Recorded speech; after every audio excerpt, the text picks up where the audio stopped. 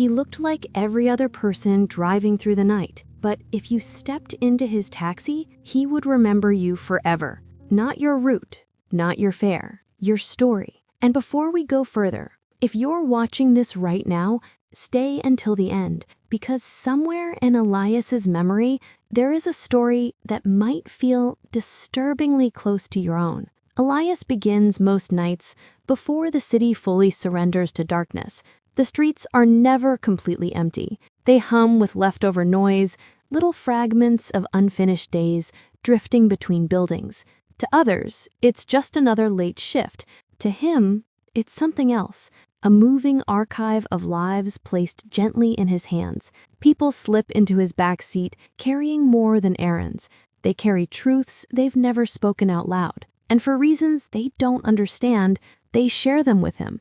And long after the door shuts, long after their shoes vanish into an alley or an elevator, Elias still holds their words exactly as they were said. He wasn't born this way. Life simply taught him to pay attention once he realized how loudly people speak when they believe no one is listening. Over time, he learned that the city's brightness hides an entire world of private tension, financial pressure folded into pockets, resentment tucked into small sighs, grief disguised as routine. He listens without judgment, and he carries everything they tell him. He remembers the father who spent an entire ride holding his breath, trying not to cry after leaving a hospital room. He remembers the woman returning from a night shift who whispered that she felt invisible at home. He remembers the teenager who pretended he was fine until one question, "You okay back there?" cracked something soft inside him.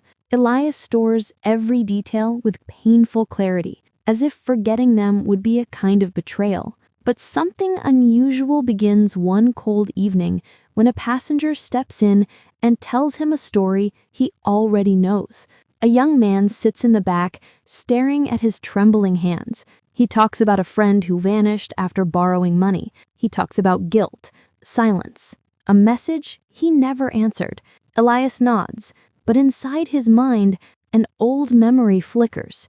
Years earlier, a woman sat exactly where this man sits, describing an almost identical situation. Same neighborhood, same borrowed money, same person missing.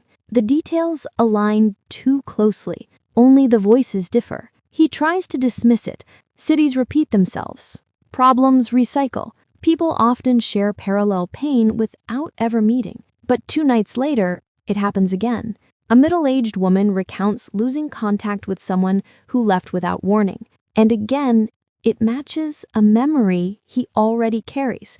Someone else, long ago, speaking the same sentences, as if they were reading from a script. Soon the repetition grows undeniable. Different faces, different lives, same stories. Elias begins to question whether the world is quietly folding into itself or whether his memory, the one thing he trusts, is beginning to fracture. He tests himself, recalling every detail from decades of driving, the routes, the facial expressions, the small hesitations before someone reveals the truth. His recollections remain solid, unshaken. He knows the problem isn't his mind. Something about the city has changed. Driven by a pull he can't explain, he tries to track down the earliest repeated story, the woman from years ago who shared the tale of a disappearing friend. He finds nothing. No online trace, no address record, no workplace listing. It's as if she never existed beyond that ride. Slowly, unease begins to grow into a steady, controlled fear. Because when he checks again, 2 more passengers from old memories are also missing. Not missing like hard to find, missing like erased. He visits familiar corners where he once picked them up, a bakery closing for the night, an apartment building with flickering lights, a bus stop where a man once revealed he had no one left to call. Nothing connects them. Different ages, different backgrounds, different struggles. Only the vanishing links them. And only Elias remembers them. As the pattern grows clearer, his nights become heavier. every new passenger feels like another thread in a web he can't see but can feel tightening around him. Their stories repeat with slight variations, like echoes from rooms he's never entered.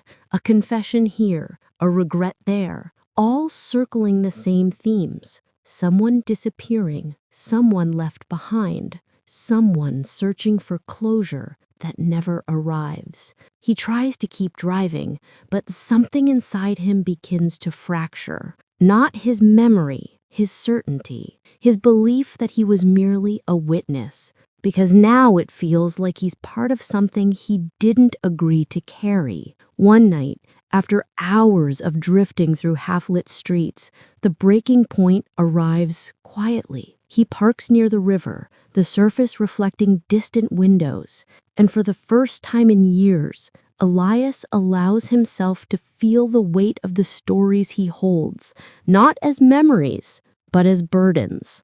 Every confession, every fear, every unfinished goodbye sits inside him like stones he never put down. He realizes something he never admitted to himself. He remembers these people because no one else does. The city moved on. They disappeared into silence, and the only proof they existed is trapped in the mind of a man driving through the night, waiting for someone to open his door and add another chapter he never asked for. When he finally returns to the road, his heart beats with a new kind of urgency, because somewhere in his memory sits a final story, one he doesn't recognize, one he doesn't remember hearing, yet one he somehow knows word for word. It belongs to a person he has no recollection of driving, and their voice doesn't match any face he has ever seen. It waits inside him, unfinished. And for the first time, Elias fears that the next passenger who steps into his taxi might be the one who already left a story behind.